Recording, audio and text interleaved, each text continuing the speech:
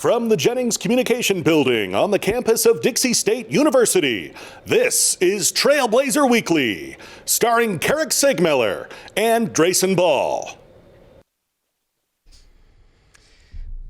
Welcome inside the CEC TV studios. It is Wednesday, and you know what that means. It is time for Trailblazer Weekly. Carrick Segmeller alongside Drayson Ball here in Studio A, the campus of Dixie State University, as we get set to break down another week of Dixie State athletics. And boy, do we have a lot to talk about today, Drayson. We've got a loaded show.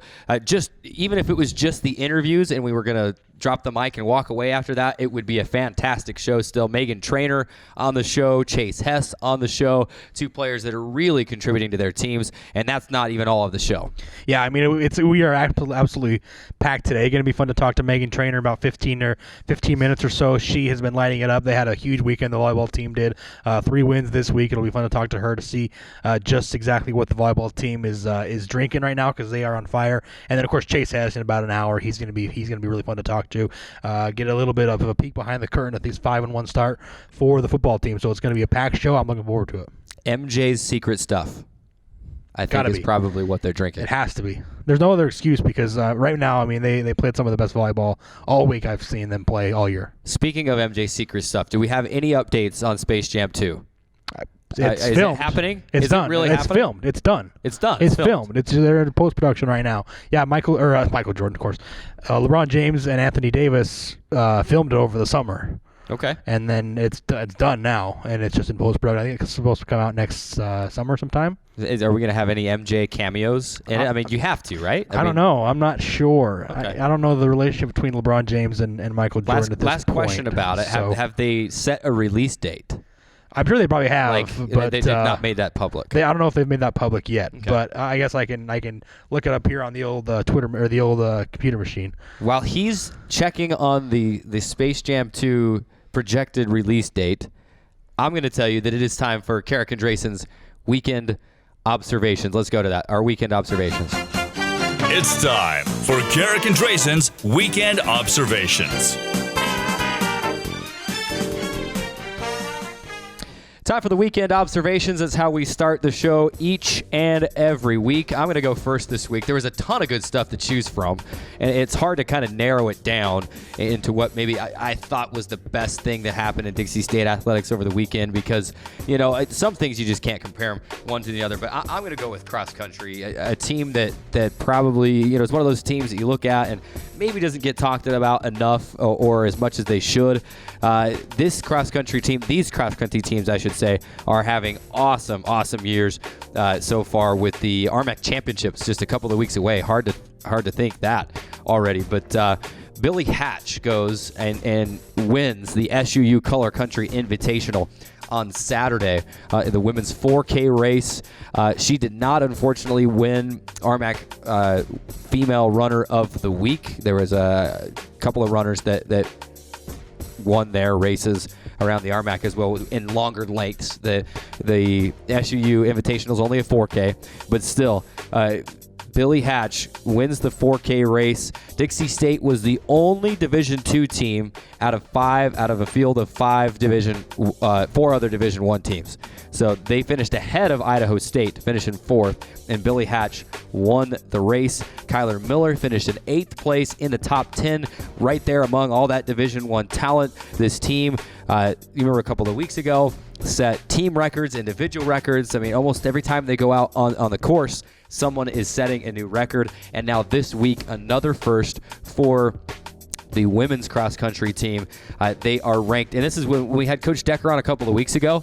This is what he was expecting to be able to talk about on the show then. Did not happen that week. Now it has happened. Dixie State, yesterday when the rankings came out, ranked 7th in the South Central Region rankings, ahead of CSU Pueblo and MSU Denver. And you know how good the RMAC is at cross country, so that is huge to be ranked ahead of any RMAC schools in the South Central Region rankings. Trailblazers are 7th. Kudos to Coach Decker and to these runners for doing what they do. RMAC Championships, October 26th in Grand Junction, Colorado. It should be a good place. It's not as high elevation as some. Hopefully the weather hasn't turned too far. Hopefully it's just right, maybe a little crisp to go out and for them to make some noise. And Billy Hatch and Kyler Miller, the men's freshman, really have a good chance to make some noise. So that's my weekend observation. Cross country, heck of a weekend, heck of a year so far. It's going to be fun to see the way that things pan out. We know Billy Hatch is obviously capable of winning just about every race she enters, and hopefully good things to come for the rest of the cross country team. My weekend observation, like I mentioned a few minutes ago, volleyball. I mean, they have played very, very well over the previous week and a half or so. They had 3 games, obviously, this week. Tuesday, they beat Westminster 3-0. And then Friday and Saturday beat UCC Colorado Springs 3-1 on Friday. And then, of course, the big win over Colorado School of Mines on Saturday. 3-2, and that one was really a well-played match by the Trailblazers. Their hitting percentage this week over those 3 games was a .229, which is pretty good. It's above their season average, which right now their season average sits at about .216, so they hit above their season percentage average. And then that Colorado School of Mines game, I mean, they were ahead of the Trailblazers. I guess they were tied with the Trailblazers in the standings, in the RMAC standings, and that was a game that you had to have if you're the Trailblazers, if you wanted to make some noise in this conference, and they did it. And it was a Colorado School of Mines team that didn't make a lot of mistakes. That was my biggest takeaway from the Ore Diggers volleyball team, is they didn't make a lot of mistakes. They weren't one to hit the ball out of bounds. They weren't one to, I mean, they got it over the net almost every single time. I can barely remember any times where the Ore Diggers didn't return the ball over the net. The Trailblazers had to earn that victory, and not that they don't have to earn every victory, but that one in particular, the Ore Diggers just did not make any mistakes, and the Trailblazers won that in 5 sets, 3-2. They're currently right now sit at 12-5 overall. They're 7-2 in the Rocky Mountain Athletic Conference. That's good for 3rd place in that conference as well, behind MSU Denver, who is leading the Rocky Mountain Athletic Conference right now. But the good news is they do play MSU Denver on the road this Friday. So we're going to have a good chance to see how this volleyball team matches up against the number 1 team right now in the conference in MSU Denver. If they can get that victory, they put themselves in a good situation going towards the rest of the season, hopefully to host a playoff game at the end of the season, and if not, maybe even come away with an RMAC championship at the end of the year. Absolutely. Those are our weekend observations, cross country and volleyball. Speaking of volleyball, let's go to our campus store player of the week, and we will have her on in the next segment. It is junior right side hitter Megan Trainer. She just goes out, averages a triple-double, and had a triple-double on Saturday, but averaged her triple-double for the weekend. So Friday, she goes 13 kills, 17 assists, 9 digs, 5 blocks, 2 service aces against Colorado Springs. And then Saturday night turns around with her second career triple-double, 17 kills, 17 assists, career high 13 digs to help win and help beat Colorado School of Mines. So she was the RMAC Offensive Player of the Week, and she is our Campus Store Player of the Week as well. Congratulations to her. She will join us next in a few minutes.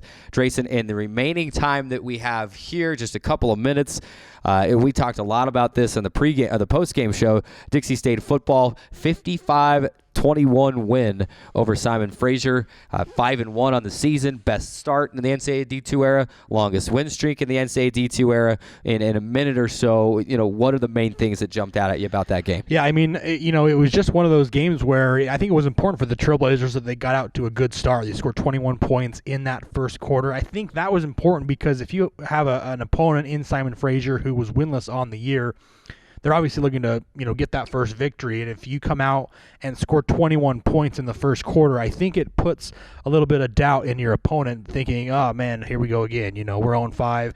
They're already up 21-0. We're barely out of the first quarter.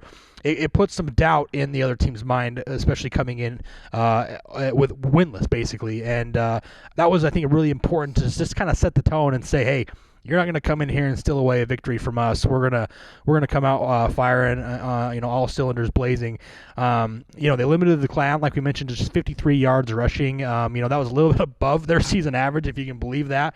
But anytime you can limit a team to about 50 yards rushing, that's obviously a great sign. 521 yards of total offense, 336 through the air, 185 on the ground. They were 6 of 9 on third down conversions. Didn't get to third down a whole lot. Only had 9 attempts on third down because they were moving the ball on first and second down very, very efficiently. They weren't taking a lot of time on their drives. They were scoring quickly within a couple of minutes is all they were taking off the clock.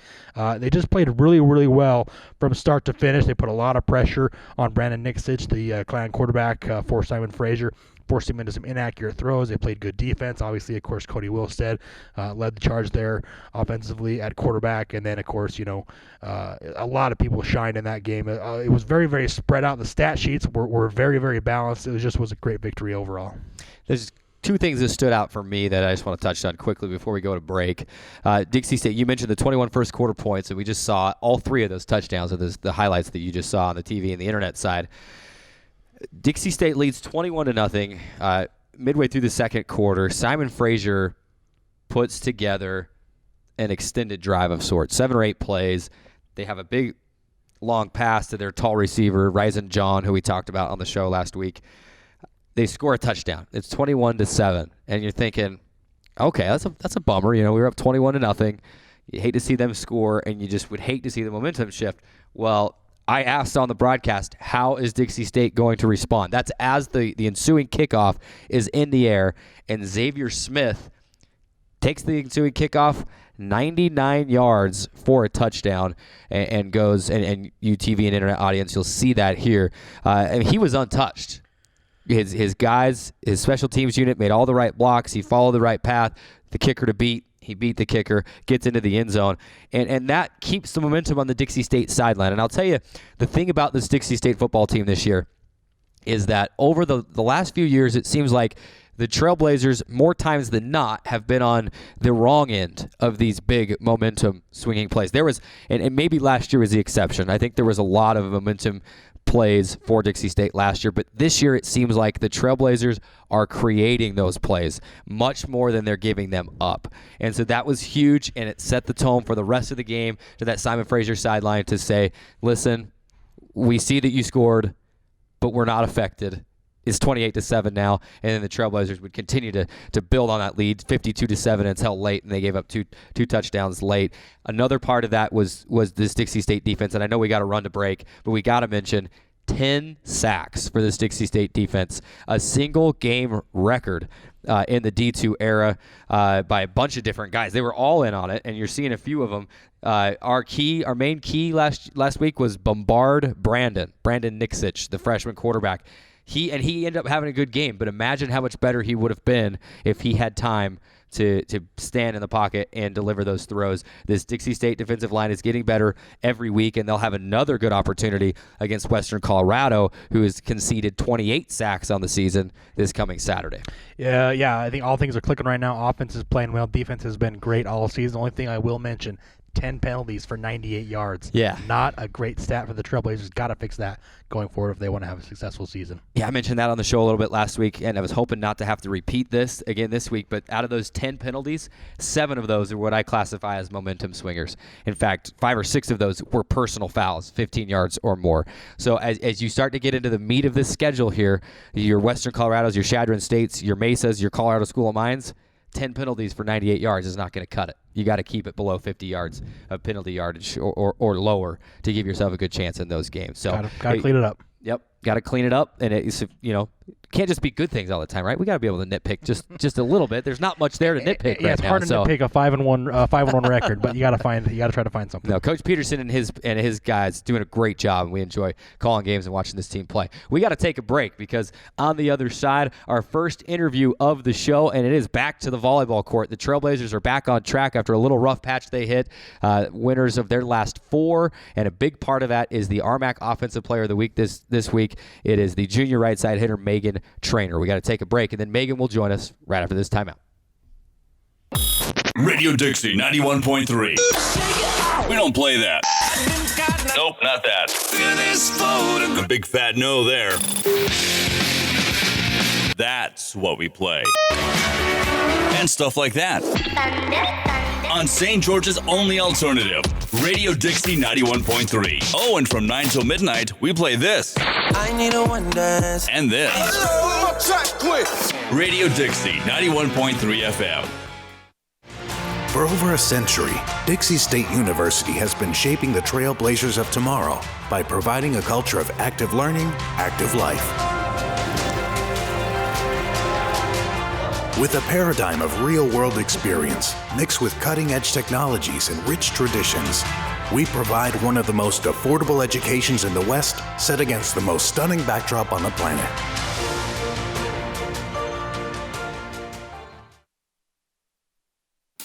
One in 3 adults has pre-diabetes. 1 in 3. That means it could be you, your favorite brother, your other brother, you, your football buddy, your football buddy, you, the boss's boss. If 1 in 3 adults has pre-diabetes, that means it could be you, your barber, your barber's barber. Nice work. Thanks. You, your plumber, Breathe right into your foot. your plumber's masseuse. Yes. You, your dog walker, On your left. your cat jogger. Or you, your co-pilot, your co-pilot's co-pilot. While 1 in 3 adults has prediabetes, with early diagnosis, prediabetes can be reversed. Take the risk test at doihaveprediabetes.org to know where you stand. Today's show is brought to you by the Dixie State Campus Store, the official source for DSU Trailblazer clothing, providing students with textbooks, as well as educational, office, and art supplies. Located on the 2nd floor of the Gardner Center, the Dixie State Campus Store, proud sponsor of Trailblazer Weekly. Welcome back inside Trailblazer Weekly. Carrick Segmiller, Drayson Ball, and joined by Dixie State junior right side hitter Megan Trainer. Megan, thanks so much for joining us today on the show. Of course. Thank you guys so First much. of all, congrats are in order. I know you're getting used to these kind of awards, but RMAC Offensive Player of the Week. We also, if you heard us back there, we just named you our Campus Store Player of the Week as well. We name a Campus Store Player of the Week on our show every week, and we just named you our Player of the Week as well. So congratulations for that. I'm sure that one doesn't mean it near as much as the Conference Player of the Week, but we just wanted to let you know that we definitely were impressed with the weekend that you had, and we'll get into that. But thanks for joining us today, and it's been fun to watch this team this year progress and start well and then hit a little bit of a rough patch with some injuries. But now it seems like the team is back on track. You've won your last 4 matches. What's other than having more players back and being at full strength, what's kind of been that difference over these last 4 matches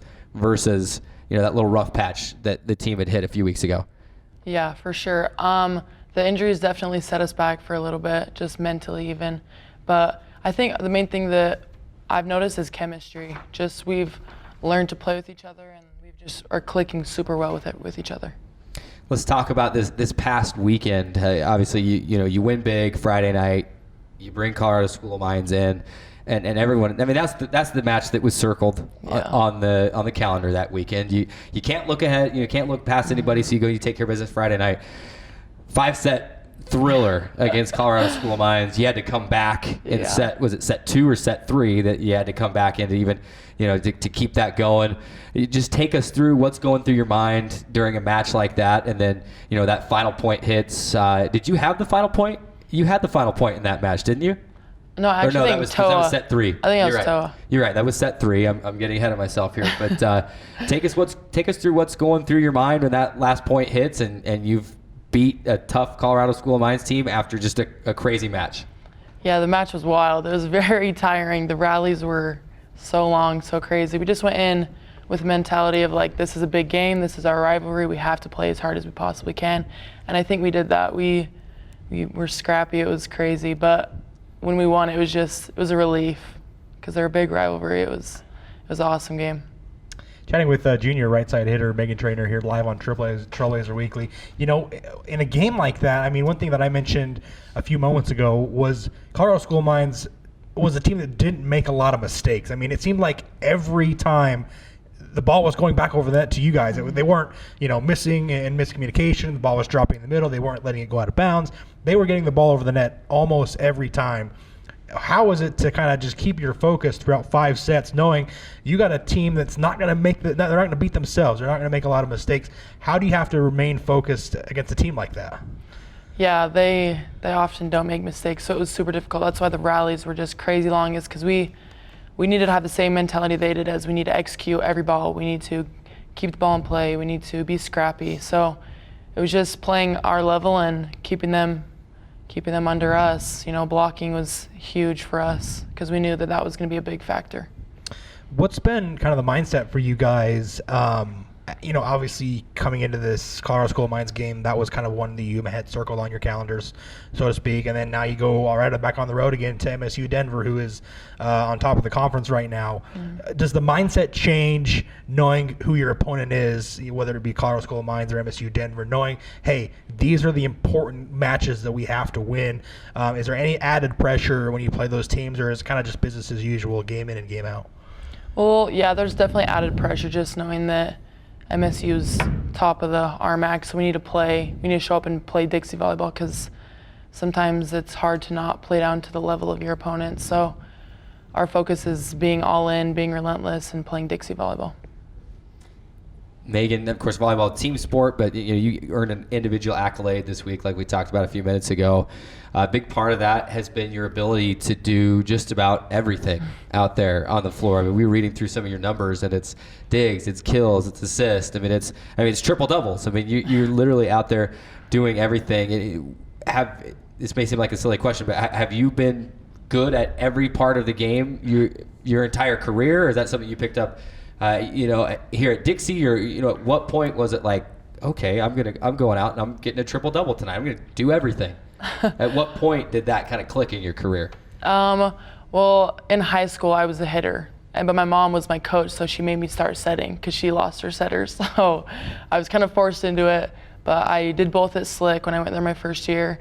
But coming here, it's definitely just, I've gotten so much better than where I was at like 2 years ago or 3 years ago. I've gotten a lot better, so it's just so fun to be able to do everything that I love to do. Follow-up question: have you thanked your mom for forcing you to learn how to set? Definitely. I thank her all the time for it. Good. Yeah. And we were chatting with Megan Trainer, Dixie State volleyball junior right side hitter.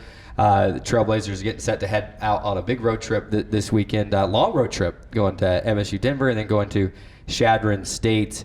MSU Denver, the only team that this is only year 2 in the RMAC, but I'm sure there's a little extra motivation knowing that, hey, this is the only team that we haven't beat yet. Has that been talked about at all? Has that come up and say, hey, we got to beat this team, we got to win? For sure.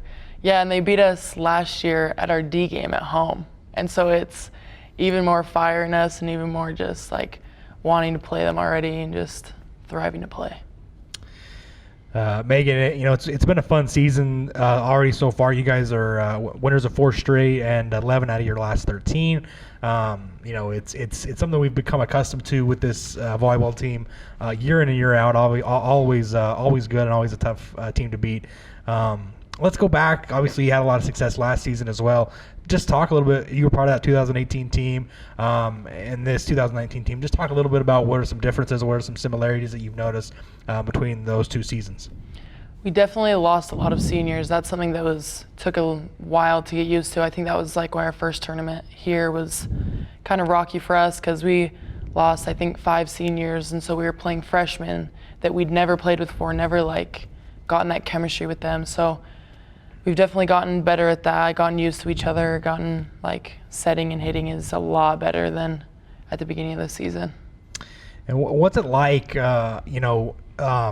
being a player under Robin Felder's program? I mean, obviously, we see it year in and year out how she brings in these tough teams early in the season, and they maybe struggle a little bit, but then she always brings it together when it matters. And you guys are playing a lot of freshmen. You have some younger talent that are kind of just learning the ways. How is it that Robin Felder continues to do this? What's it like playing under Robin? How does she continue to do this year in and year out, no matter who she's putting out on the field?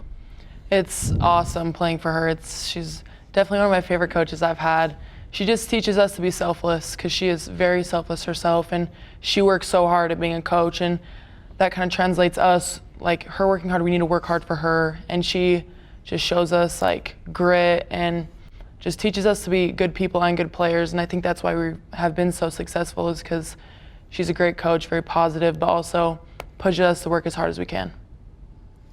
You are listening and or watching, depending on how you're consuming our show today. This is Trailblazer Weekly. We are live on CEC TV. That's TDS Cable Channel 108, Radio Dixie 91.3 FM, and the Dixie State Athletics YouTube page. And we are chatting with Megan Trainor. Megan, we're gonna veer off that course just a little bit, and we're gonna circle back to this year.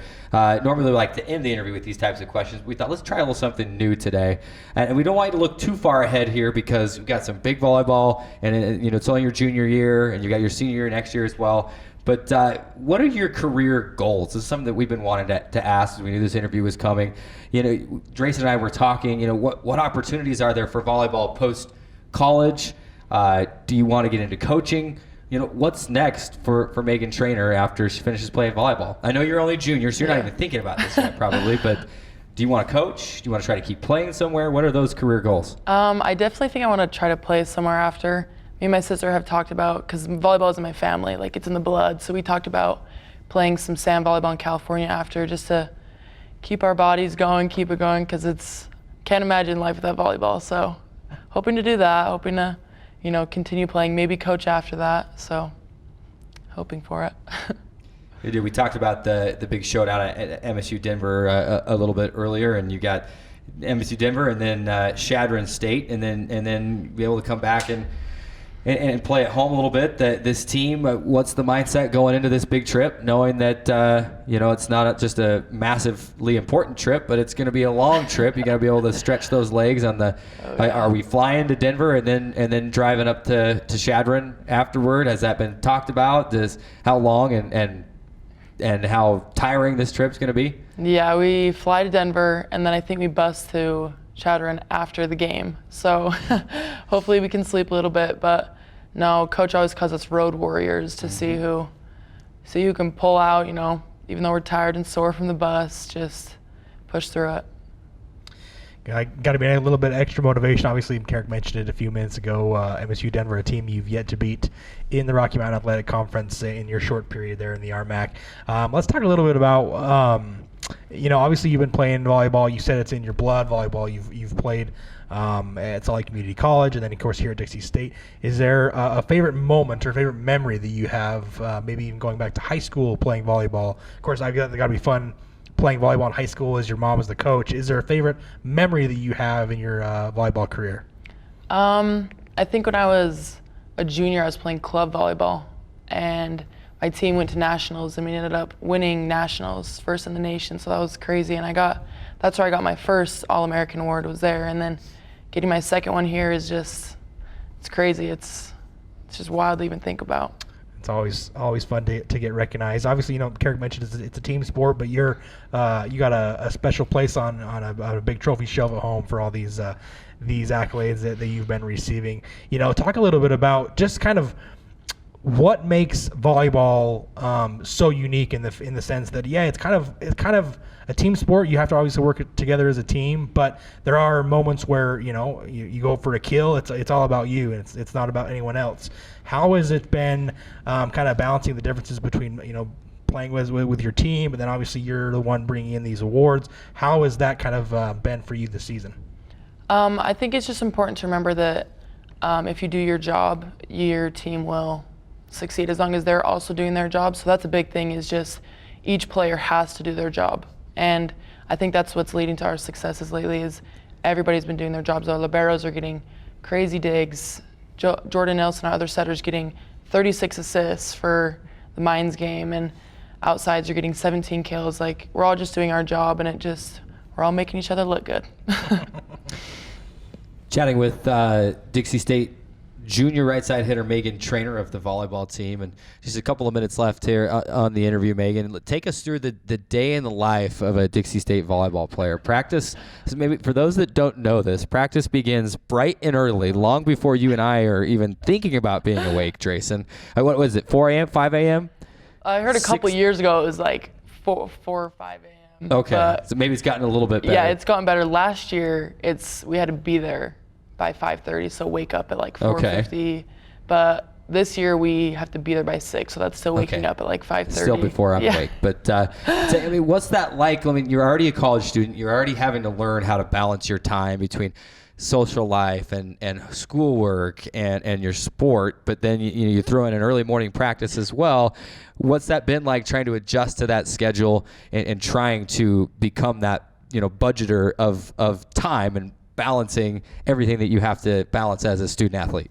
Yeah, I definitely am one to sleep in. So coming here was a big wake-up call, literally. But yeah, I've heard from a lot of people it's healthy to wake up this early. I'm just waiting for it. But no, it's honestly nice to get like practice and weights over with, and then straight from that to class. So having like the day later in the day open it's nice. I think it's worth it.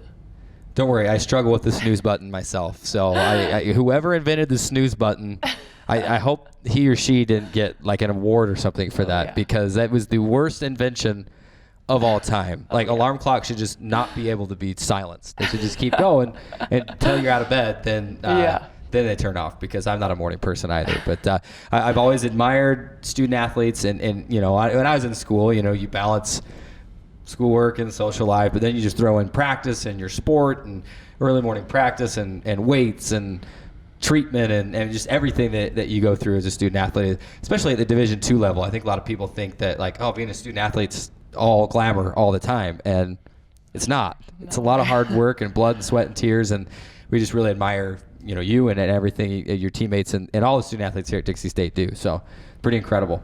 Thank you so much. We appreciate you stopping by the show and joining us today, and we wish you the best of luck in Denver this weekend and in Chadron. I'll be in Gunnison traveling for football. It just was a little too far away to make that drive Friday night. I mean, I'm still thinking about it. Maybe we will come down and watch that game in Denver on Friday night. But the Trailblazers take on MSU Denver as they try to knock off the top team in the RMAC and try to get that elusive win over the Roadrunners, and then they'll make the fun drive up to Chadron, Nebraska, knock on wood for good weather, and it snowed there a couple of weeks ago, so hopefully we're not running any weather like that this weekend. But stay tuned to DixieStateAthletics.com for all the updates, as well as all the Trailblazer social media accounts.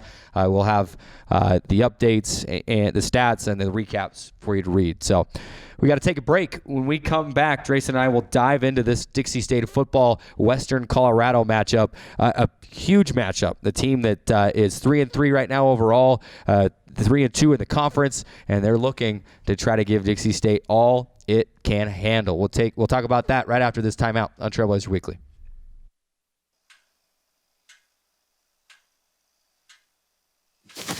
Awkward. I'm the awkward silence. You try to avoid me, then there I am again. But an awkward silence can be a great thing. Like Kelly here is about to demonstrate. You haven't really been yourself lately. Are you okay? Find out how you can help a friend with their mental health at seizetheawkward.org. I take the road less traveled, run free, unwind, unravel someplace outside with lots to do. Green trees, red rocks, and don't forget that blue sky. The sunshine shining, sunshine pouring on me. Think I might just stay a while. Say hooray all day because the sun is gonna shine on me. Sun is gonna shine on me. Sun's gonna shine on me. Welcome back inside the Jennings Communication Building on the campus of Dixie State University as Trailblazer Weekly marches on a Wednesday afternoon. Fun to talk to Megan Trainor. It's always, we joke, of course, because she shares a name with the pop star, but it's always fun. I think we made that joke the last time she was on our show last year, but always fun to talk to her. She is just really the leader of this, at least one of the leaders of this volleyball team, and good to get kind of her perspective of how things are going so far. Oh, incredible. I mean, we just love chatting with all of our student athletes, and we can get our coaches in here too, because and I've said this on the show before, but that's really what it's about. I mean, you and I have good things to say most weeks, and but I think more people are tuning in to be able to see the student athletes and the coaches and hear from them, and that's what this show is really all about, and that's why I enjoy working in athletics, is that without them you don't have a job, and you remember and you remind yourself that there's these coaches, there's these student athletes putting in all this work, and when I brought this up in the last segment, it really is a common misconception. People look at the NCAA student athlete, they're like, oh, it's glamour. You get to travel and you get to play your sport. And I've been on a lot of those trips. And I mean, does a 20-hour bus ride sound glamorous to you? I mean, that's like worse than minor league baseball. It's not glamorous. They do it for the love of the game, and they work hard, and it's blood and sweat and tears. And I just admire what they do on a daily basis. And for you and I to be able to get to sit here and talk about them and their accomplishments is a great honor as well. So I enjoyed having Megan on the show, and we're looking forward to having Chase Hess on the show in just a little while. The Dixie State football tight end is having an incredible season, and that's the last couple of games as well. He's got 8 catches for 3 touchdowns, and it's starting to look like the tight end could be a integral part of this Dixie State offense, and it's fun to see. The tight end position is one of my favorite positions in football, just to see when they get involved. And you and I were talking before the show about this. There's nothing more fun than seeing a tight end catch a pass across the middle, and then you're wondering what the safety is thinking that's coming up to try to make that stop. And more times than not, the tight end wins that battle. And it's just fun to see these guys that work so hard on the offensive line, but then they get rewarded for it, get in the end zone as well. Yeah, and Chase Hess is a big guy. He stands 6'4", and he's just a monster. So it'll be fun we'll have to ask him about the touchdown he had against Black Hill State a couple weeks ago, and how he kind of rumbled into the end zone. We'll have to talk to him about that and how fun it was to batch through a couple guys to get into the end zone. Speaking of that football team, the Trailblazers are heading back on the road after 2 at home, back on the road, and it feels like those 2 weeks just flew by. I'm sure they're thinking, we got to get on the bus again? Seriously? But then you come back and you got 2 more at home before one on the road, and then your final game at home as well. This is one that we've been looking at, you and I, Drayson, for the last couple of weeks, saying, this could be a dangerous game. The Trailblazers traveling to Gunnison, Colorado. You're playing at elevation. They claim the nation's highest collegiate football stadium, 7,781 feet, I believe. It's painted right there on the side of their press box. It's also in their gym as well. But there's a lot at stake this weekend for the Trailblazers. They're 5-1. D2 era best 5-game win streak.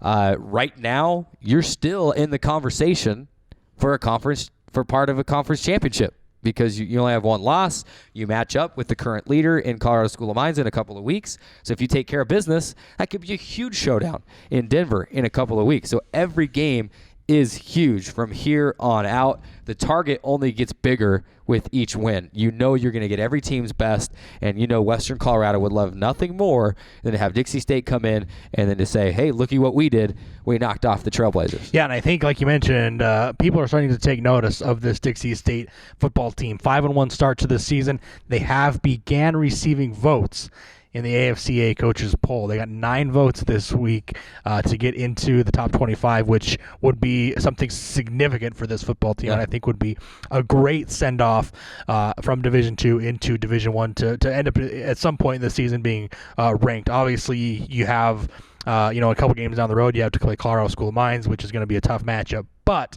to get to that point, you have to do whatever you can to win those games, and you got to start with Western Colorado this weekend. And they are a team, I think, that like you said, we've talked about this team as maybe more of a little bit of surprise than anything. They were ranked in the preseason poll in the lower half of the RMAC, and I think they've just kind of exceeded expectations. They're 3-3 right now overall, 3-2 in the Rocky Mountain Athletic Conference. They have wins over South Dakota Mines and Colorado Mesa, as well as Chadron State. Just one common opponent as far as the win column goes, but then their losses come to Colorado School of Mines, which is not super surprising, and then Adams State, which is a little bit interesting because if you do look at that one, Adams State lost to Fort Lewis, and the Trailblazers beat Fort Lewis, but you have Adams State beating Western Colorado. So you never know. It's hard to compare common opponents, but it is a team that you should be favored against, even though you're on the road. But it's certainly a team that I think, like you mentioned, has exceeded expectations, and we're not the team that we thought they were coming into this season. Going a little bit more into that as far as kind of some of the numbers go, let's go ahead and make this our Rock Canyon Bank by the numbers feature as we dive into a little bit more of the numbers and get the skinny on Western Colorado. Western is a team that does not score a lot of points. They're averaging only 22 points per game. On the other side of the coin, Dixie State right now, 24th in the country in offensive scoring at 36.7 points per game. Western Colorado, defensively, they're allowing 28 points per game, 28.5 points per game. So they're giving up more points than they're scoring, which is a key indicator of kind of what this team is really made of. On the other side of that coin, Dixie State is in the top 35. They're ranked number 35 in the country for scoring defense at 18 points per game. So the Trailblazers right now should be favored in this matchup, even though you're playing a team that has exceeded expectations. You have a top 25 offense and a top 35 defense, and playing against a team who gives up more points than they score. I like the matchup, but it is certainly one that could get away from you if you're not careful if you're Dixie State. That's good stuff, by the way. Drayson bringing it today with the Rock Canyon Bank by the numbers, digging into the Trailblazers national rankings. And it's fun to hear week by week more of that stuff improve. And it's just been fun to see over these last, year 13, 14 as a D2 member. Now things grow, things progress, and you know, the big elephant in the room is that, you know, hey, D1 next year. And there's a lot to do still this year, but you're seeing Coach Peterson and his staff start to evolve this program into a shell of what it's going to be for the foreseeable future as a member of the FCS. Now back to this Western Colorado matchup, a team that I love all those numbers that you brought up. I just might say that, you know, that's why they play the game, and I think the Trailblazers will be ready. You're worried a little bit about maybe a trap game against Simon Fraser last week. This one could be even worse. You're 55-21. You're 5-1. You're receiving top 25 votes. Maybe you're thinking about that a little bit. You just can't go in. You can't let up. You have to go in and you have to be ready and do their job. And there's no one better than Coach Peterson and his staff to make sure that those guys are prepared, because Western Colorado have shown flashes of brilliance, and they could put together a football game where, I mean, they were hanging with Idaho State week 1. You mentioned some of those teams that they've beat. They beat Chadron State. Chadron State, I think they're more of a surprise than anyone this year because they were picked above Dixie State at 3rd in the RMAC preseason poll, and I think they're reeling a little bit, saying, "What is going on? We're 1-5. We're trying to figure things out." But Western Colorado has some guys that can make plays. But let's tell you a little bit about how they get things done. What makes this Western Colorado team tick? First of all, it's the run. Although if you look at their numbers, they have more pass yards than run yards by about 150. So how can I say, well, it's about the run? They have far more rushing attempts than the pass. They use the pass after setting it up with the run. They're going to try to establish that run, then hurt you with the pass. They will run 65% of the time on first down, then almost 60% of the time on second down. And it's two main backs. It's Ty Leba. He's got 261 yards on 60 carries. And then Josh Cummings is their red zone guy. He's got 156 yards for 5 touchdowns on the season. His long run is 10 yards. So he's their red zone guy, their powerhouse that they're going to give it to in the red zone. They have more rushing touchdowns than passing touchdowns. When they do throw it, it's the redshirt sophomore quarterback Connor Desch, 88 completions for 1,027 yards. He has thrown 6 interceptions as well, and he's got 4 receivers with 10-plus catches. Zach Manchester is that receiving leader, 12 catches, 229 yards, 3 touchdowns. But this will be a week like last week, Drayson, where you've got that Dixie State defensive line has got a big job to do to plug the holes, to stop the run, but also to get through and to pressure Connor Desch in the backfield. I think they can take last week's game plan, just copy and paste it really in terms of, hey, we got to make pressure on the quarterback. And if they're able to do that, this is a Western Colorado team that's given up 28 sacks this season. If they're able to duplicate what they did last week, the Trailblazers should have success defensively. And I think one thing that you can look at as far as game preparation for this is going back to that Adams State Western Colorado game and see kind of the blueprint. Well, Western State is a team that loves to throw the ball, loves to kind of air it out, kind of probably the most similar team to Dixie State in this conference, and I think it'll give to the Trailblazers a good blueprint to how they need to win this game. If you go back and look at that Adams State victory over Western Colorado a few weeks ago, I think that'll give them kind of an idea of what they need to do to get this victory. And like you said, they're a team that is susceptible to giving up yards through the air, and the Trailblazers are certainly capable of burning you through the air. That's kind of been their calling card, at least offensively. Is being able to score points and score points quickly, and you do that by having big plays through the air. And they've got a multitude of wide receivers that can get down the field. Obviously, their tight ends are capable of doing just that as well. So it should be one of those matchups where you're pretty happy going into. If you can get a good win on the road, it would be absolutely huge for this team. Yeah, and like you brought up the success through the air the other teams have had. Western Colorado allowing almost 265 yards a game through the air. They've allowed 15 passing touchdowns, and they have allowed 250 yards or more through the air 4 times. And it could be one of those, as Coach Peterson has coined it, ready to launch days. So Cody Will said Keaton might get ready to be slinging the ball all over the field. Lastly, before we go to break, what do we expect? Well, let's look at what the series history tells us. Dixie State leads the series history 3-0. However, all 3 of those games have been one-score games, including a 15-12 barn burn. Well, barn burner would suggest that it was shootout. High Everyone scoring. a nail biter. I mean, 15-12, and that's a weird football score. But I was at that game in Gunnison 2 years ago, and it was wet, it was rainy, it was cold. It's a grass field at the Mountaineer Bowl in Gunnison, Colorado. So they've played on grass once at Fort Lewis, but if it gets wet, it turns into a totally different ball game than what you're used to on the turf. So if the series history tells us anything, it's that we can give all these numbers right here on paper, but it was the same way last year when these two teams matched up. But if this series history has told us anything, it's to expect a tough, close game, and I don't expect anything less than that this weekend. Trailblazers are going to have to be on their game. They got to be prepared, and they got to be ready to go out and get a tough victory on the road. Been good on the road so far this season. 3 victories on the road up to this point, and you never know. You got to go out and get one. By the way, know your foe bonus round here. If you get this question wrong, which I know you won't, but if you get this question wrong, you have to forfeit your win last week in Know Your Foe. Which Western Colorado alum is currently a running back and doing very well in the NFL? You better know this because it's your team. Mr. Austin Eckler, who is on my fantasy team right now and is absolutely killing it. So, really fun to have that connection with one of my favorite players on the Chargers team. So he played here. He came to Dixie State in 2016. That first time those two teams matched up, a 28-20 win for the Trailblazers. So he's making. It's been fun to see a D2 athlete make a name for himself as a member of D2, just put up huge numbers, and then he's playing on Sundays and continuing to have success. It's fun to see those stories. We got to take a break. When we come back, we'll take a quick look around campus with our Blazer Beat and update you with what is going on with all the sports around campus. Quick timeout and back with more Trailblazer Weekly. 1 in 3 adults has pre-diabetes. 1 in 3.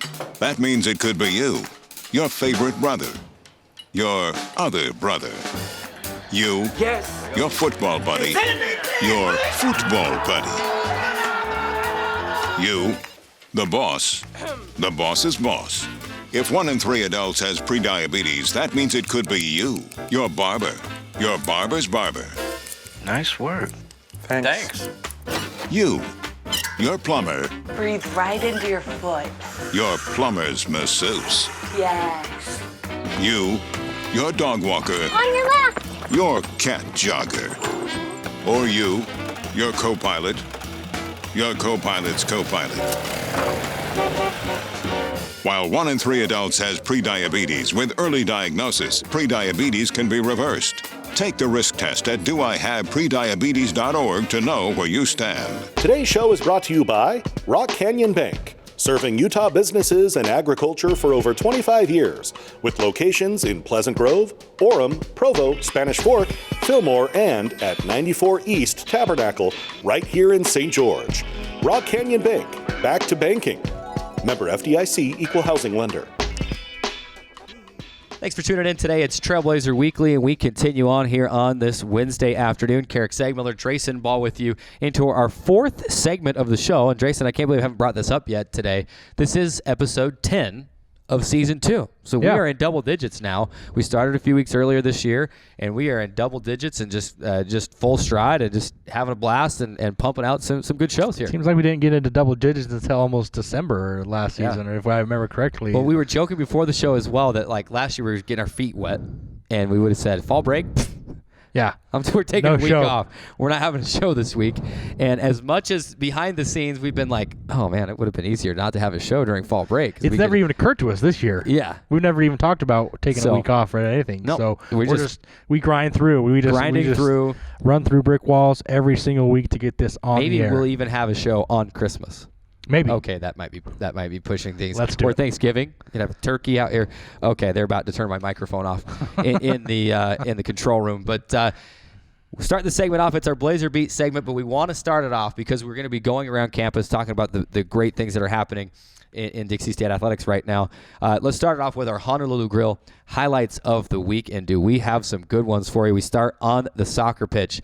Men's soccer, 21st minute, against Colorado School of Mines, Moises Medina crosses it into the box. It's deflected. Guli Bianchi with the blast, the laser from 25-plus yards out, and he finds the back of the net on a one-touch. What a goal. Yeah, I was there live for that. That one was incredible. And then, of course, we saw this play earlier in the show. Xavier Smith takes it 99 yards to the house. Untouched on the kickoff return against Simon Fraser in that football game. Kicker almost got him. Last Saturday. If the kicker would have got him, he would have never heard the end of it, by the way, in that locker room. I know some of the players we've talked to, I know they would not have let it go if that kicker got him there and stopped him from that 99-yard touchdown. But those were our Honolulu Grill highlights of the week.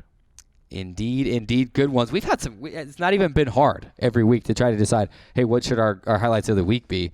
And as we text back and forth and try to figure it out over the weekend, and it's been easy every week. Oh, that soccer goal, the kickoff return for a touchdown. So keep it up. Make our jobs easy. How about into our Blazer Beat now in the remaining minutes that we have before Chase Hess will join us. We'll start it off, and I'll start off with cross country, Drayson, and we talked a little bit about this in the first segment, but this Dixie State cross country team is just on a tear right now, having one of the best seasons that overall that they've had in a long time. And you've got someone at the head of that, especially the women's team, and Billy Hatch, that we've been talking about her all cross country season last year, and then she really had a breakout season during the track season, and she kept that up. Coach Decker told me over the summer that she's getting better and better, and you've seen her. She's been Dixie State's top finisher. She's broken multiple Dixie State records. The women's program record fell, as did the men's record a couple of weeks ago in the race. But Skylar Story, wow, that was a blast from the past. Billy Hatch winning the SUU Color Country Invitational on Saturday.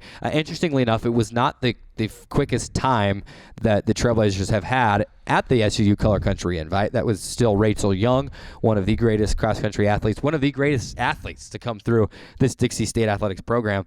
But still, Billy wins that race, and then Kyler Miller, the freshman, finishes in 8th. This team is getting better each and every week. The women's team just yesterday found out that they cracked the South Central Region top 10. They're ranked number 7 ahead of 2 RMAC teams. And anytime you can say that, you're doing something right. RMAC championships in about a week and a half on October 26th in Grand Junction. And it all, sets up for, could Billy be could she win that conference championship individually? We'll find out in the South Central Regionals, and we'd love to see send a couple of runners to Nationals this year as well. Cross-country team had a great season last year. We knew they were going to get better this season. It's going to be fun to watch them throughout the rest of the year. How about women's soccer? Yeah, let's talk about women's soccer. I mean, they, had a pretty up and down weekend. Really.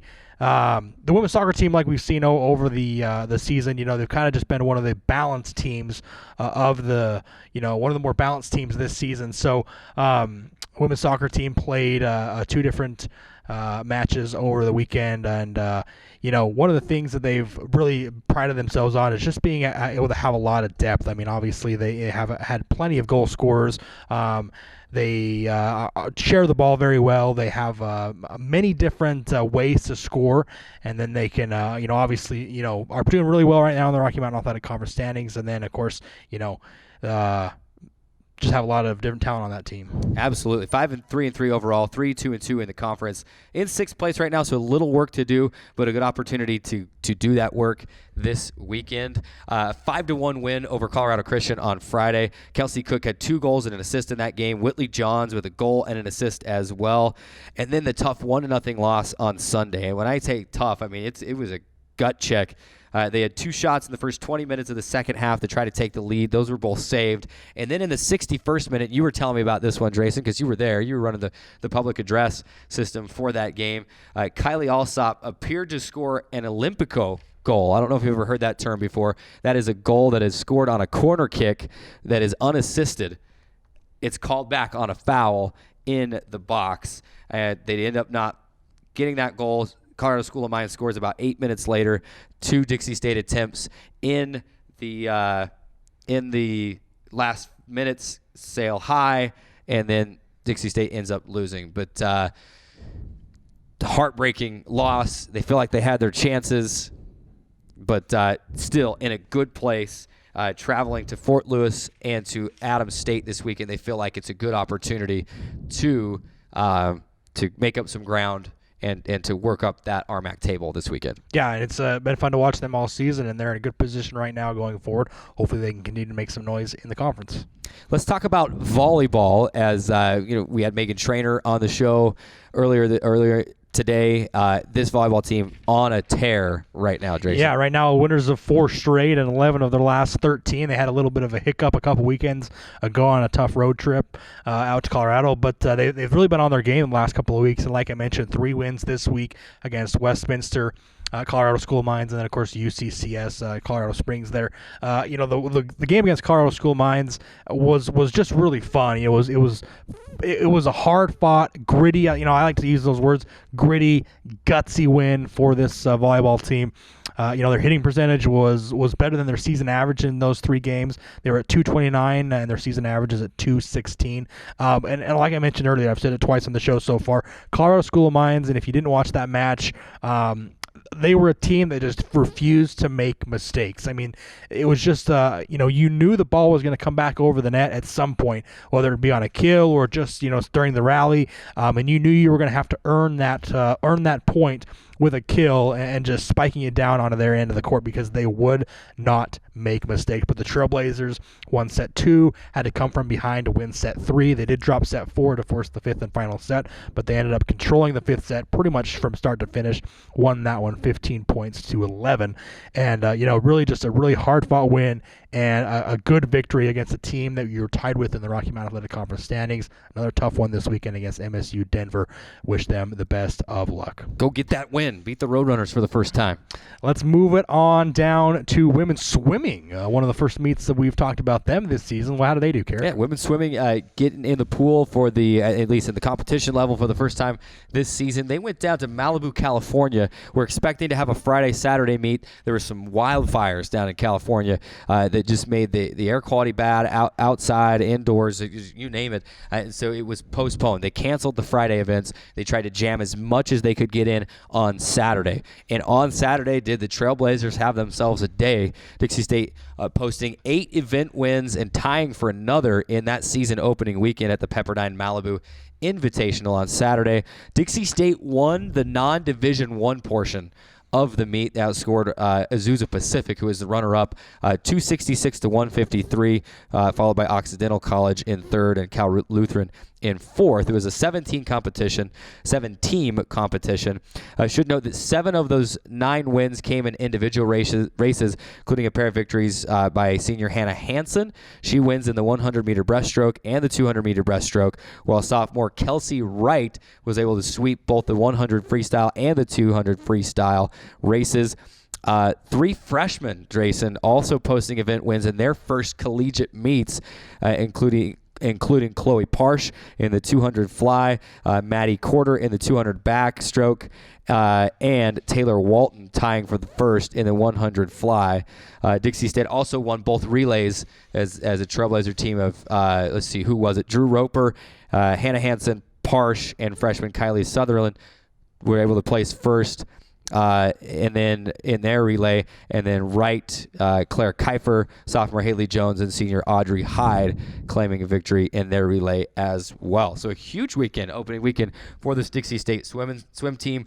They'll head back out on the road just tomorrow. They'll hit the road again. They'll go down to Bakersfield, California to take part in the Cal State Bakersfield Invitational Friday and Saturday. Good stuff for the women's swimming team. Human Performance Center is nearing completion. What a beautiful It's going to be building. fun to see some home women's swimming matches from just a tremendous, tremendous building.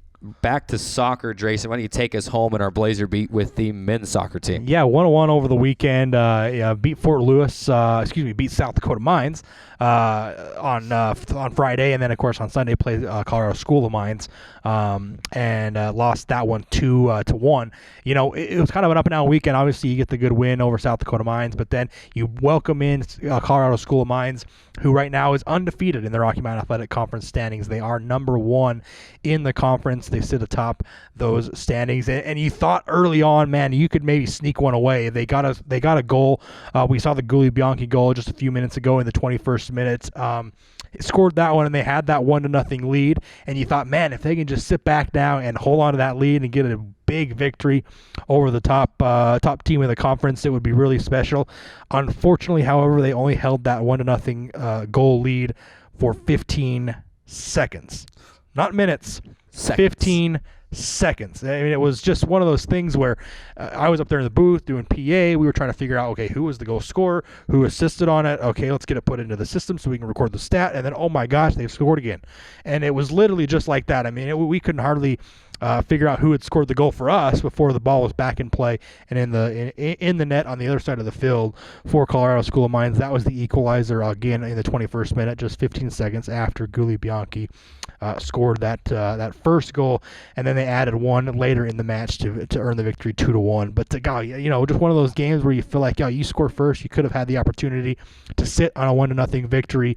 Kind of a heartbreaker there. Maybe just a little lapse in defense after you scored the goal and given up that one. But still in a position right now. They're in 5th right now in the Rocky Mountain Athletic Conference.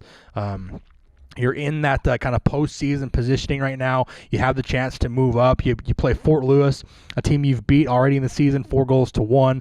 But then you also play Mesa, who is above you in the standings. They lost that match 1-0 just a few weeks ago. So there's still opportunities to move up. You're only a couple points behind in that 3rd spot, which would be hosting a home playoff match as well. So hopefully we can get things turned around and continue going forward.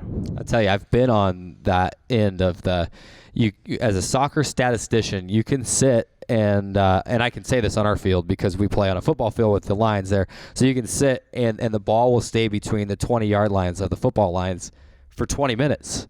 And then all of a sudden, a goal happens, and then just like that, another goal happens, and then there's all these things that you're trying to, and then teams want to make 3 or 4 subs each, and college soccer can just get a little bit crazy that way, and unfortunately that goes against Dixie State on Sunday, but this team still in a good place, and like you mentioned, the top 6 qualify for the RMAC tournament in men's soccer, and the top 3 are able to host. So Dixie State trying to play their way into one of those top seeds and host a matchup in the RMAC tournament. It's crazy that we're talking about RMAC tournaments already, but we're more than halfway through. We're in the home stretch, and fall sports is getting to that point where it's going to start winding down soon. That is our Blazer beat for today.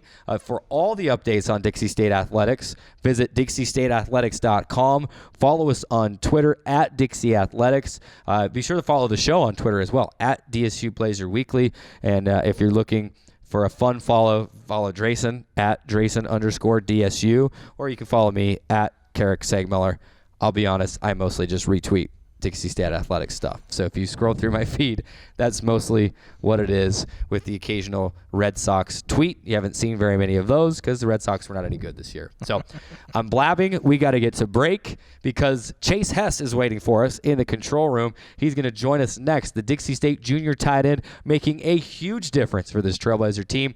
He's got 8 catches and 3 touchdowns in just the last 2 games alone. We'll talk to him specifically about one of those catches, which was a catch and run where he ran over about 3 guys into the end zone against Black Hills State. We'll ask him about that coming up next on Trailblazer Weekly. Hey, Bobo, do trees tell each other stories? I'm sorry. I'm afraid I don't know that. Hey, why don't we go find out? Listen. Do clouds take naps? I couldn't tell you. Dad, do stars visit their friends? Look!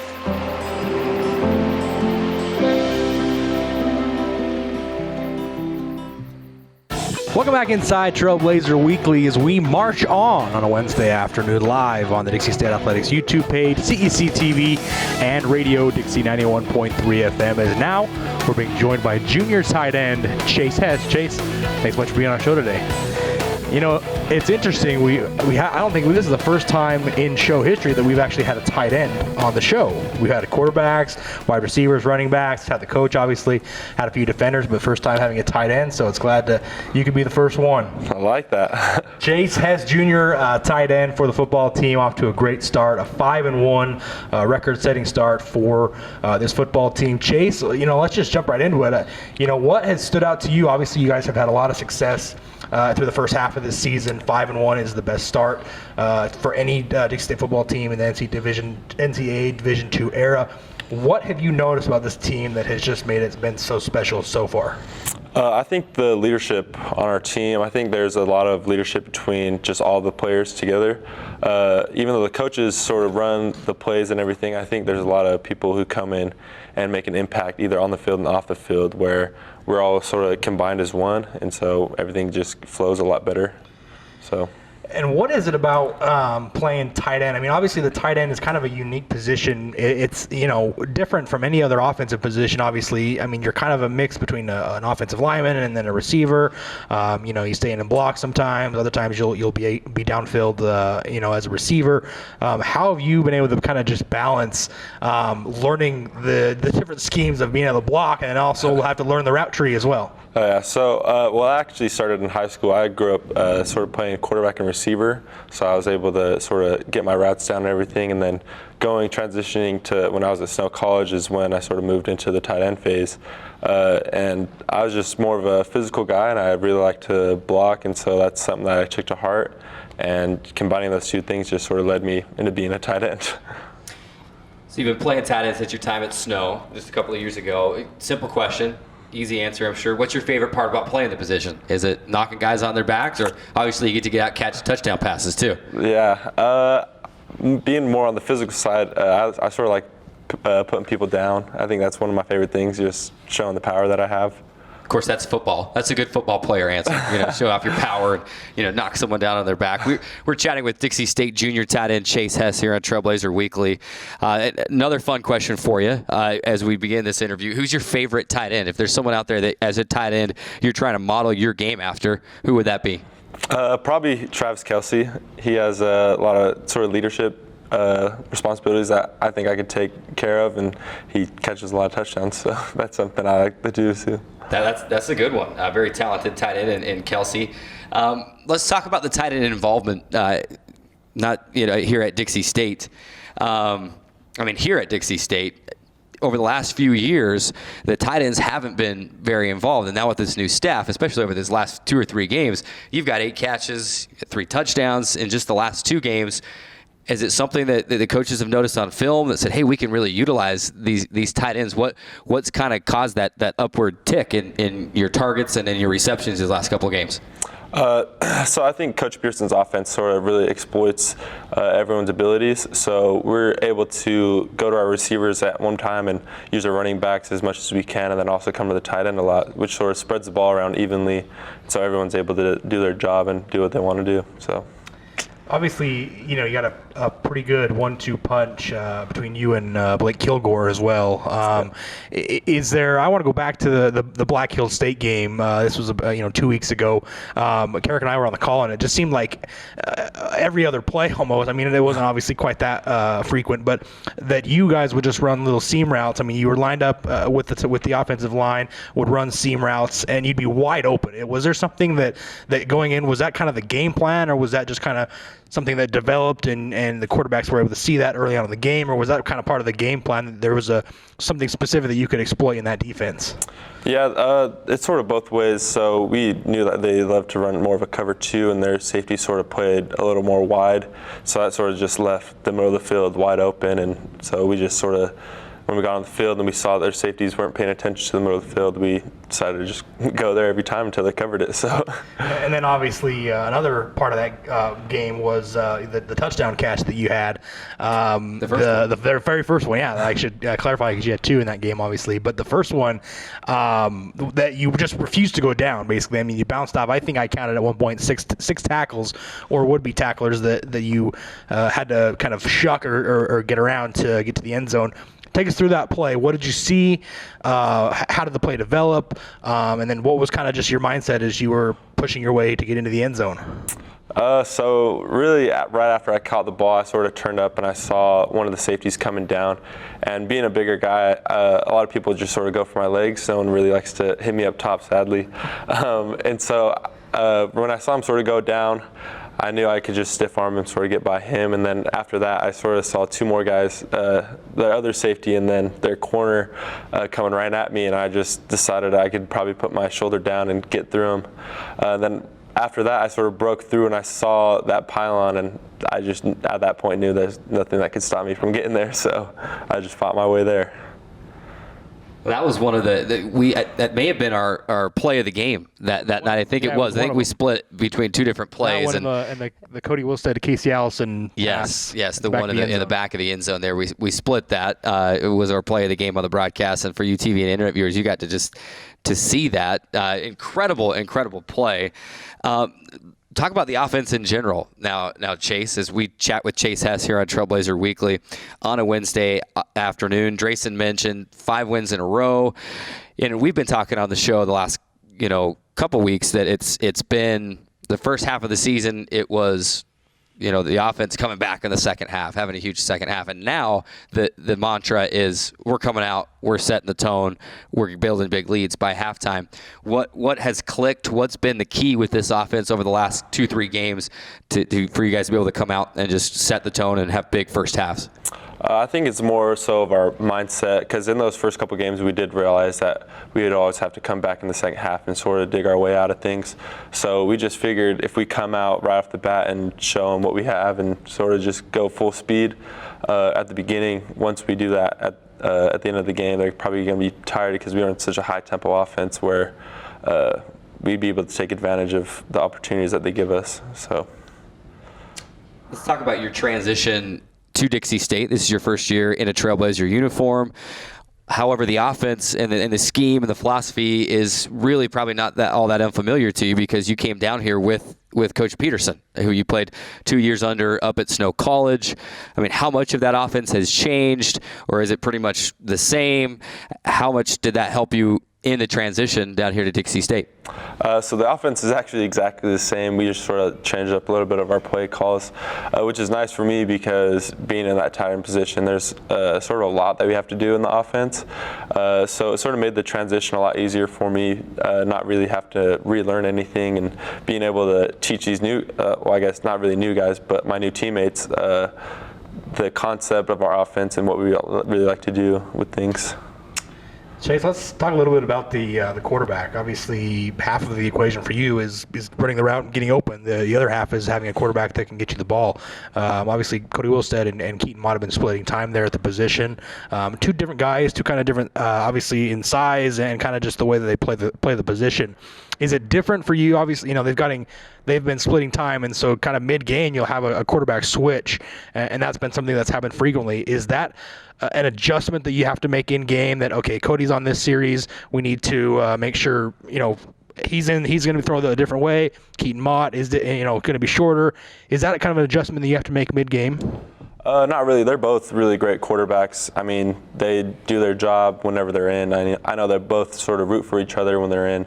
I mean, the whole sport is just a competition of who's going to be the best guy to step up, and I think those two really have a great mentality of things when they get in the game where nothing really changes, because our mindset of the team is sort of everyone does their 1/11th, so everyone just does their job, and if we all do that, then we're all going to come together and be one, and that's how we've been running things. And so I think those two guys really, even though they're two different style quarterbacks, for sure, I think they both come in and do their job perfectly fine. There's nothing really you have to change on the outside. We're chatting with junior tight end Chase Hess, not linebacker. You could be a linebacker. You have certainly the size, but you're doing pretty good at tight end. I think you should stick with that. Let's keep but continuing on a Trailblazer Weekly live on a Wednesday, Chase, let's talk a little bit about kind of just one thing we've mentioned on this show and in the broadcast as well is just the depth that you have with your skill positions offensively. You've got a lot of wide receiver depth. I mentioned you and Blake Kilgore at the tight end. You got a lot of good running backs, 2 good quarterbacks. I think 2 weeks ago we mentioned the stat that 11 different receivers caught passes against that Black Hills State game, which is, to me, I don't know if I've ever seen anything like that. You have a lot of depth and talent on that offensive skill positions. How is it kind of managing, between the other guys? Obviously, you root for one another. How is it just knowing that you have such a talented skill group on that offensive positioning? It's great. Just knowing that if someone went down in an injury or something, we know that someone's going to be able to step up and just sort of do the thing, and there's not really any slowing down in our game. And I know everyone that I feel confident about on that field is going to do their job no matter what. Chatting with junior tight end Chase Hess on Trailblazer Weekly as the Trailblazers get set to head back out onto the road after 2 consecutive at home over to Gunnison, Colorado to play in the highest collegiate stadium in the country at nearly 7,800 feet of elevation. Chase, you played basketball and rugby in high school as well.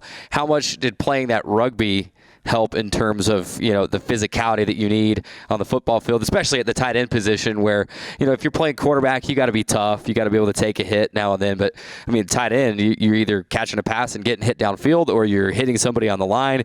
You're getting hit every play. How did playing rugby kind of help in terms of being physical and that translating over to football? Yeah, so rugby is actually one of my top favorite sports of all time. Definitely the physicality in it. It's a little bit different than football because you're not coming from such a far distance when you're hitting rugby, but there still is some big people on that field that you got to go head up with. And you're unprotected. No helmets, no pads. That's true. No nothing. No, but I guess it really did help me, especially my junior and senior year of high school. Is when I mainly was getting into rugby really big. Just sort of you learn different traits about yourself, I guess, when you're in a rugby position because you get hit and you have to stand up no matter what, or the coach is going to take you out. And I was never one to back out of situations like that, so it just sort of made me tough. Were there a lot of guys on your rugby team that played football also? Was there a lot of crossover? Yeah. So half of our rugby team was probably on my high school team, and then some came from other high schools that were also on the football team. So, well, Jason, that kind of leads right into that next question we were going to ask him. What's his favorite sport besides football? Yeah. And maybe it's not rugby, the most favorite sport besides football, but it sounds like it's certainly one of them. Yeah, no, definitely. So I grew up sort of playing in a variety of sports, football, basketball, baseball, and rugby. But basketball is just something that sort of grew on me a lot. And that's I guess one of my better sports that I thought I was good at. So I think basketball is probably my next up sport that I'd have to choose. And then rugby's tied with it, but. Chatting with Chase Hess here, live on a Wednesday on Trailblazer Weekly, junior tight end for the football team.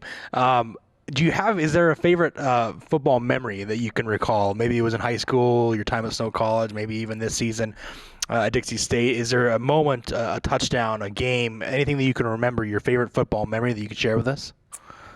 So really, it doesn't really have to do within a game, but I think one of my favorite football memories is when I was at Snow. Was the day that I signed my scholarship letter. I just remember after I signed it, it was just an unreal feeling, sort of, knowing that I'm doing something that I love and I'm sort of getting rewarded for it. And then after also calling my dad and just like talking to him and like hearing how he felt about it, sort of just meant the world to me and like just never changed the love of the game for me. So I think it made me love football probably even more, like hearing my dad talk about, because he was a collegiate athlete as well, talking about like how proud he was of me, and that's something that really meant a lot to me.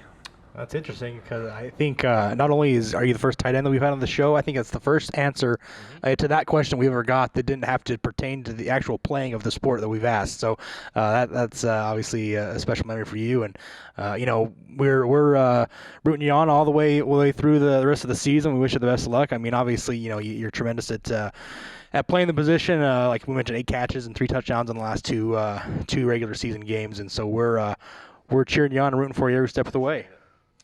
Hope you guys have a good trip over to Gunnison this weekend, and then I'll be there to call the game on Radio Dixie 91.3 FM. You can tune in. Also, DixieStateAthletics.com. We'll have the recap for you and stats as soon as we can after that game. Hopefully, we'll be writing about a game and calling a game where the Trailblazers improved to 6-1. He is junior tight end Chase Hess, the first Dixie State tight end to have a 100-yard receiving game since 2013, and then All-American Joe Don Duncan. So you're in good company there for that big game you had, and hope big games are certainly in your future as well. We got to take our final timeout. When we come back, we will wrap up the show. We'll put a bow on the show, take a look at the weekend schedule, and then circle back around to some of the main points that we have touched on throughout the show today. One final timeout and back to wrap it up on Trailblazer Weekly. There is a place where the sun doesn't hide in the winter, where the greens stay green and the crimson canyons still glow. There is a place where dimples determine destiny, and a tiny wooden tee holds the outcome in the balance. There is a place where we drive for show, putt for dough, and settle the score with another round. There is a place. Radio Dixie 91.3. We don't play that. Nope, not that. A big fat no there. That's what we play. And stuff like that. On St. George's only alternative, Radio Dixie 91.3. Oh, and from 9 till midnight, we play this. I need a one dance. And this. Radio Dixie 91.3 FM. Today's show is brought to you by Honolulu Grill, bringing you a variety of Hawaiian and other Polynesian foods. Honolulu Grill's unique tropical taste will leave your mouth watering for more. Located at 706 700 South in St. George. Honolulu Grill. Come feast with us. Welcome back inside the Trailblazer Weekly Studios one final time as we wrap up the show on a Wednesday afternoon, and it is fall break, Drayson. So this we got students in here working on this broadcast they're gonna skedaddle out of here after this show's over, and they're gonna go have themselves a fun break, as it should. Things will get a little sparse around here for the weekend, but fall break is coming up. But the sports teams do not take a break here at Dixie State University. Not a lot of home events this weekend to speak of. Men's soccer will be at home Friday and Sunday, and that's it. Everyone else on the road. Women's soccer heading out on the road. Football is heading out on the road for a big matchup at Western Colorado. Volleyball is on the road at MSU Denver, and then heading to Chadron. That'll be a heck of a trip for the Trailblazers to be able to go to Denver, and hopefully we talked about the Trailblazers not ever beating MSU Denver before, and so hopefully they can go and get that win and then make the trip. About a 5-hour drive. Megan Trainor told us when we had her on the show, 5-hour drive from Denver to Chadron State. But such is life in the RMAC, and hopefully they can go and get the job done. So busy weekend for Trailblazer Athletics. The home schedule a little lighter if you want to catch some men's soccer, head on over Friday night or Sunday afternoon. It's fun to talk to Chase Hess as well and kind of get a little bit of a peek behind the curtain into his season so far. You know, he's just a really nice guy, really funny guy. You can tell he's very humble. You know, it's nice to be able to hear kind of his perspective coming with Coach Paul Peterson down from Stowe College and kind of the different philosophies that he's kind of adjusted. Obviously, it's been pretty much the same, but just seeing how that is implemented with the new system and new players and things like that. A system that he's obviously been familiar with in the time that he was up there with Coach Paul Peterson. It was really good to get insight from him. And you know, it's really unique when you have a guy like Chase Hess, who, I mean, he was on the set. We talked about it a moment ago. A big guy, 6'4", and just you know, it was fun to talk to him and get his perspective on that touchdown. That he would just refuse to go down, and so really fun to talk to him, and both of our guests were absolutely tremendous. Megan Trainor was great as well. Oh, it's fun to have these student athletes on the show, like we talked about earlier. They're the reason for the show. Be able to talk about their accomplishments and the things that they do. Fun to chat with Megan and with Chase on the show. We wish them both the best this weekend in their individual events. We talked about Dixie State's 55-21 win over Simon Fraser. The things that impressed us, that first half frenzy, 21 points in the first quarter. And it seems like, you know, a couple of weeks ago we were talking about, hey, we shouldn't have to, this Trailblazer team shouldn't have to come back every week, and now they're setting the tone. The offense doing the job in the first half. The defense is doing its job as well. 10 sacks, a single game record for the Trailblazers on Saturday. It was overall a great game for Dixie State. You're always looking to get better, so if there's one thing they can improve on, they did have those 10 penalties for 98 yards, and 7 of those were either a personal foul or some sort of 15-yard variety penalty. Those are the things that are really easy to go back to the drawing board and look at the film and show the players and say, look, we can't have this. You know, did they make a difference in Saturday's game? No, not in the outcome, but you were up 52-7 in the fourth quarter, and some of those penalties led directly to touchdown opportunities and touchdowns themselves, and then you end up winning 55-21. That's still a blowout win, but still, it didn't take a lot of the satisfaction from the victory, but you hated to see some things, when you're leading, you want to keep playing as crisp as possible and keep the momentum, and things just got a little sloppy down toward the end, and you want to see those penalties shored up moving forward because the games get bigger and bigger and bigger each week. You can't expect to have 100 yards of penalty yardage and beat Colorado School of Mines in a couple of weeks, or even Western Colorado on the road this weekend. Yeah, that's one of the things we talked about in the post-game show after Saturday's win against Simon Fraser is, those penalties didn't affect Simon Fraser's game, but they would and they will affect Chadron State, Colorado School of Mines, Colorado Mesa, Western Colorado,